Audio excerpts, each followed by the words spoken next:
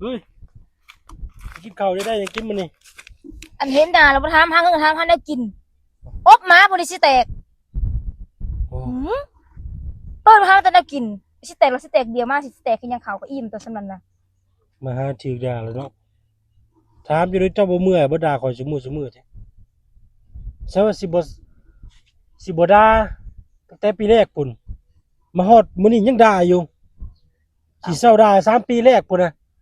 ก็ข้อยกำลังพยายามอยู่เด้น่ะ โอ้ ข้อยพยายามอยู่ พยายามยังด่าอยู่ เอาก็ยังว่าพยายามอยู่แต่มันยังเฮ็ดบ่ได้เด้ซั่นน่ะก็จะพยายามต่อไป โอ้ บ่ให้ด่าเจ้าสิให้ด่าไผซั่น แต่3 ปีแรกตัวนี้อยู่ร่วมกัน5 ปีเลยความตั้งใจเจ้าหัน